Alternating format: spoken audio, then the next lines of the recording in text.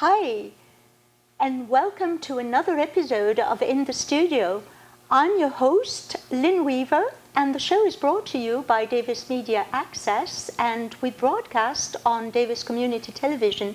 That's Comcast Channel 15 and AT&T UVerse Menu 99. We're also online at dctv.davismedia.org. So log on and check us out. You can look at our schedule and also, if you'd like, watch some of our other programs, including many episodes of In the Studio. Today, we're going to learn more about the People's Vanguard of Davis, and we have here our guest, David Greenwald, its founder. Welcome very much to the show, David. Thank you so much for giving your time to us. So I'm going to start right away by asking you, is the People's Vanguard of Davis a political blog? Sort of. It's a news blog. We cover local issues of interest and controversy, whether it's the Davis City Council, the school board. We cover the courts quite extensively. So yeah, I mean, we cover a lot of political news. Well, that's very nice. Could you give us a brief history of how you decided that you needed to found this blog, and when did you actually start? Well, we started in July of 2006. I had been involved in some issues of controversy in the city of Davis and got frustrated that it seemed like our mainstream sources of news weren't covering what I felt was the real story. And so one day I famously tell the story. I was lying on my couch. It's 110 degrees in July, and I'm watching CNN, and they're covering this event in Virginia where a blogger was following around one of the senators and caught him on camera making a comment that ended up defeating him in the 2006 election. and so I told my wife, hey, I want to create a blog. And she said, well, honey, isn't that something where people discuss their feelings and write about Britney Spears?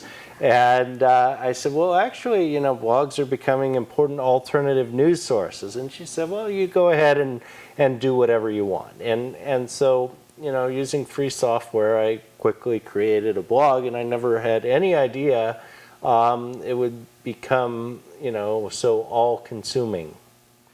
Well, thank you very much. We're going to show the homepage of your blog, and maybe you can point out a couple of things and how you came to the design. And I believe you have your own server now, which is very good.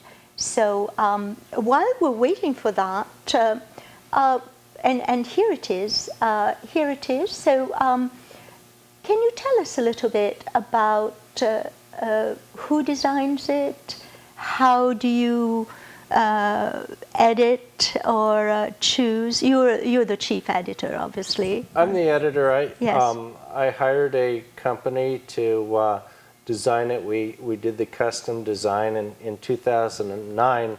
We're actually trying to put together funding right now to do an upgrade of it, because we're basically dealing with a 4-year-old design. I see. But you know, the basic design was created by both the web development company and also some graphic designers helped to create the V with it's actually a V under a magnifying glass. A lot of people don't know that, but it's supposed to magnify what you know, what we're looking at, because we pride ourselves on going beneath the veneer of the press release and digging deeper, and even at times doing investigative reporting. I noticed that there is a section called the investigative eye, and that's very important. Now, is your blog meant to expose or inform or report news that are left out from the mainstream press? What Well, would I you would say? say all three. Yeah. You know, first of all, we try to cover news stories that maybe don't get the coverage by other sources. Yes. Second of all, we try to cover news stories in greater detail. So, you know, a typical news article in a newspaper might be 600 or 800 words. Our typical article is going to be over 1,000 words and sometimes over 2,000 words depending on what we're covering. And then the third thing that we do, which I think is increasingly valuable in this community, is that this is a place where the community can come and debate. And so in the past week, we've had an interesting land use issue that came up. And so our articles are generating, you know, 80 to 100 comments a day, just from a number of people who are debating. Well, your blog is perhaps akin to an op-ed in a newspaper? Well, it depends. It depends. We have straight news stories, Yeah. which are no commentary at all. Yes. I have 3 days a week, I have set columns that I have. On Saturday, I do My View. On Sunday, I do Sunday commentary. And then on Monday, I do Eye on the Courts, which highlights an issue from the courts. And each of those are supposed to kind of pick the biggest issue of the week and deliberate on them. There are other days where, depending on the news story, or if there's not a lot of original news going on, I may write additional commentaries. But I would say, you know, half the stories are now straight news stories, no opinion at all. Okay, well that's very interesting, and we'll go in more detail on a couple of sections of your blogs that are very interesting. But before we do that, I wanted to show a banner, the banner of your people's Vanguard of Davis, which is quite controversial. In a recent Sunday commentary, you write about the dark underbelly of Davis and also the other Davis. And you also write that Davis is in denial as to some of its bigotry or some of its narrow-mindedness that takes place here. So it is a pretty strong statement. Would you like to comment how I like very much the underbelly of Davis? That's very interesting. But is it really justified? Well, first of all, you know, that's an old bumper sticker from the original site, and when we first ran it, we ran it on Blogspot, and kind of our caption was a vivid description of the dark underbelly of the People's Republic of Davis, and it was kind of a play on words and kind of letting people know exactly, you know, what bent we were coming from. The idea of the other Davis, which is interesting, a couple people have picked up on that, and I was on Davisville radio a few months ago talking about that. But the idea is that we have this well-educated, highly affluent community, which is what we see every day. It's what's depicted in the news. It's what we see, the people that come to city council, come to community events. There's another side of Davis, and it's very different from what is depicted. Large number of people that live in affordable housing, that are not affluent, that struggle with their daily existence. In addition, we've had a number of issues in the last year relating to that. So we had the laundromat over on 8th Street that closed down, that served a large segment of the population who might not own their own washer and dryer. And so with that business going out, there's a whole community of people that were served by that business who are no longer served. We recently had an incident in Davis where a gentleman was mowing his lawn, African-American, 68-year-old, former Vietnam vet, and he was approached by an officer who asked to see his ID out on his lawn mowing it. So those are the types of stories that we kind of look for and that kind of draw the picture. Do you go out to find these stories, or the stories come to you? Both. That particular story, the gentleman wrote a letter to the editor in the local newspaper, and we picked up from there and followed up on it. Sometimes I get tipped off to stories by people. Sometimes I just happen to be in the right place at the right time. Really depends. News comes in a variety of different ways. Do you cover only Davis or some of the surrounding towns? Both. Our main beat, if you will, is probably the Davis City Council. We often cover the school board. Occasionally we'll cover Yolo County. We cover the courts a lot, which gets us out of town. But we're not going into the West Sacramento City Council and covering what's going on in their chambers. We may at times cover the Capitol, and every so often I'll write something on national news. So, you know, last fall was the presidential election. Hard to ignore that. So, you know, when there was a presidential debate, I would cover it. When the election happened, I would cover it. Certain things that would come up, I would cover it. But for the most part, you know, we are focused on Davis, and also the courts are a pretty regular feature of ours. Yes, and I wanted to talk about this. You have a feature called the YOLO Judicial Watch, and I like that title, by the way. And so can you, is it devoted to only the courts in Woodland, and what do you cover? And do you personally go and listen to some of the cases, or do you have other contributors that do that? So the basic idea of the Court Watch was to find a way to monitor cases that were going on in Yolo County, in Woodland, that might be problematic. They may be overcharged, the wrong person may be charged with the crime, may not be a crime.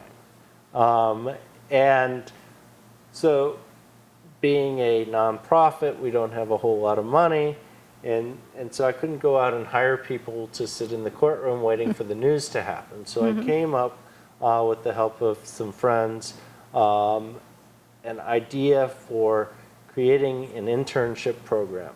So now we take about 8 to 12 interns every quarter, and we send them into the courthouse. Their job is to monitor the cases, to take notes, and then in the last 6 months, we've actually been having the interns themselves write the articles.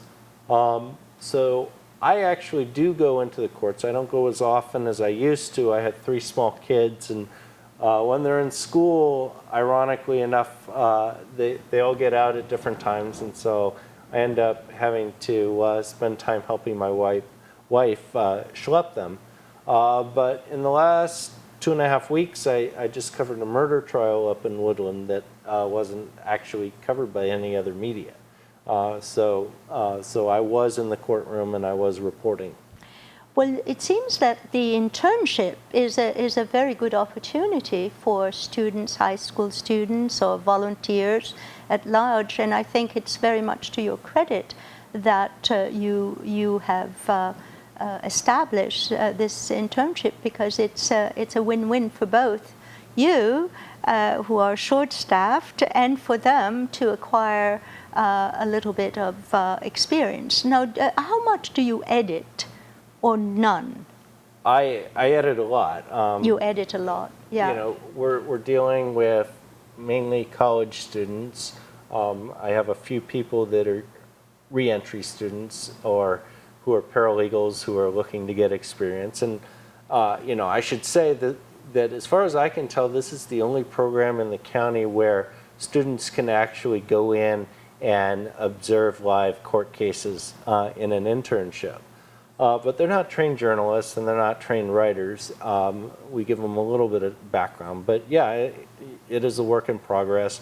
I do some of the editing. We also have a volunteer who actually was an intern in the first class of interns for the Court Watch program, who does my copy editing in general, and she helps as well. Well, how often do you update your blog?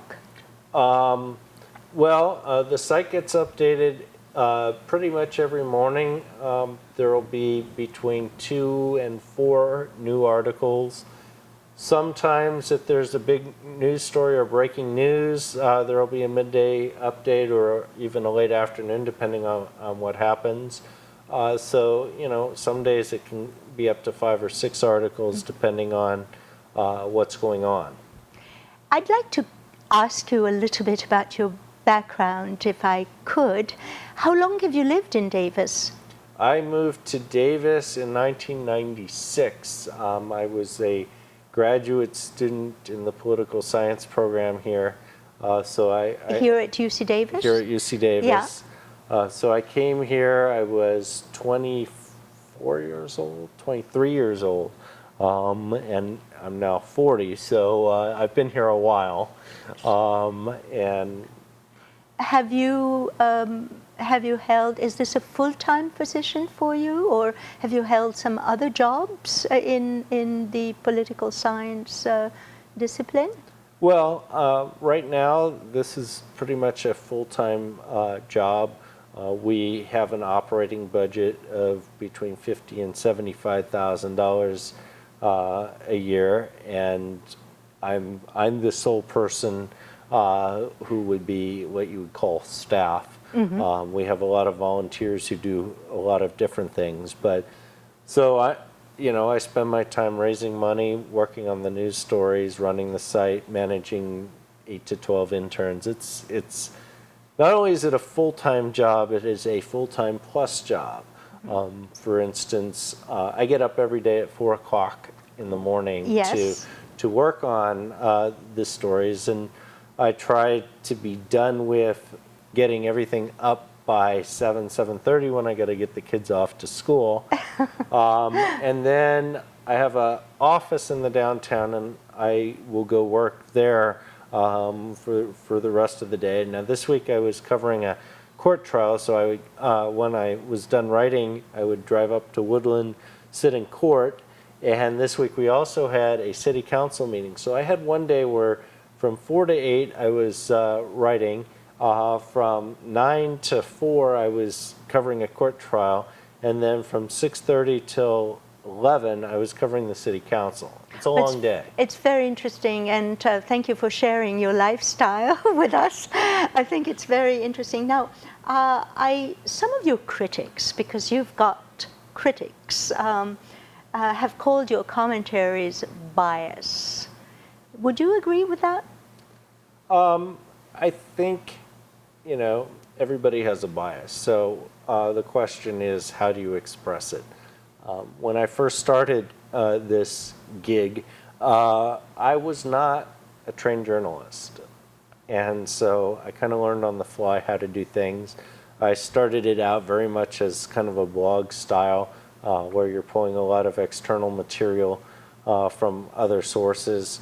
And over time, it has moved from a pure blog commentary, editorial type enterprise to the point where, I would say more than half the stories right now are straight news, and there shouldn't be any bias to the news stories other than what we select. Now, commentary and opinion pieces are intended to be biased, and so they are. There is another section that is very interesting, and I believe it's called the community section, where you where you opened it up to anyone in the community to comment on various things. Can you tell us about that? And do you have a couple of comments that come to mind that are significant to you? Well, I would say that probably of all the features on the site, that's probably the least utilized. It never really, the idea was originally to allow people to post their own pieces. It never really evolved into that. Yeah. And so it's largely been kind of a bulletin board. In fact, in the next iteration of the site, I don't think it's going to be there. Oh, that's a pity, isn't it? Yeah, not Yeah. everything works. And some things work for some audiences and not others. And so that's one of the things that we've learned, and we adapt. Well, sometimes it takes a while for people to become acquainted to that particular section and to post comments. It's the same thing in Facebook. It takes a long, long time before people react. Right. Well, Yes. we get a lot of comments on the articles, and we get some submissions. That particular feature on the site, however, just hasn't worked. Doesn't seem to work. Well, let's talk a little bit. Well, can you recall a particular comment that either irritated you or elated you? Well, I would say, a couple I things know I'm to putting that. on the spot here, but Well, I don't have good memory in terms of things like that. I would say that one of the things that I've developed over the years is a pretty thick skin, so I can take, criticism, and I don't have time to dwell on things anyway. I'll engage in some conversations when I have time.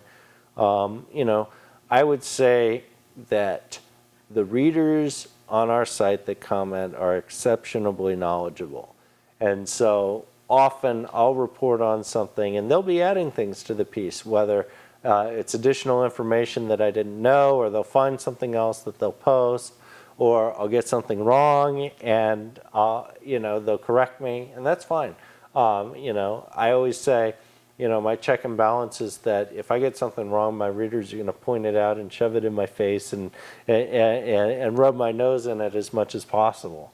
And that's just the way it is. This is a very intelligent, engaged community, and so you got to be prepared for that. If you're not leading people in this, you're moving kind of with the flow. yes. Well, there's another thing. Let's talk about one particular topic that you've covered, and that's the whether to put fluoride in the water in Davis. And as you know, both the Davis Enterprise and the Sacramento Bee and a lot of other publications have been discussing this and reporting on this. What is your position on that, and how do you base your position on what facts or what has been your experience? Well, I don't have a position on that issue. I've tried to cover that issue. I've had guest submissions on that issue, but I actually have not taken a position on the issue. I can't tell you why I haven't. It's not really an issue that really burns hot for me. It is an issue that there's a segment in the community. I mean, it's one of those stories where I'm guaranteed to get 50 comments on it at least, but it's not really an issue that I think is the most pressing that this community is facing. Is there an issue that is burning you?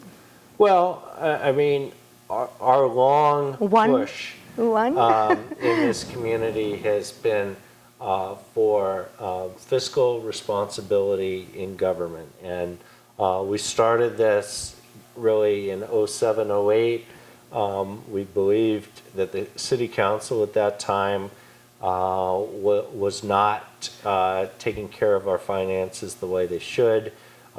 We foresaw a huge amount of problems in terms of compensation for city employees, in terms of retirement benefits, in terms of pensions, retiree health. There was a huge tsunami that was going to hit, and it's hit us. And so the city is tens of millions of dollars for both health care for retired workers and for pensions that they haven't covered for the future. And that needed to change, and they weren't taking it seriously enough. And so what's happened over the last 5 years is that a new council's come in part because of the issues that we've raised, and they're starting to deal with those issues. Well, that's certainly a very important issue. Well, I'm afraid we're out of time, so I wanted to thank you very much, David Greenwald, for coming on our show today, and continued good luck. And of course, thank you to all of you watching. You can stream this episode again by going to our website at dctv.davismedia.org. And while you're there, you can, of course, check our schedule and watch some of our other programs. I'm your host, Lynn Weaver. You've been watching In the Studio. Thanks for watching, and see you next time.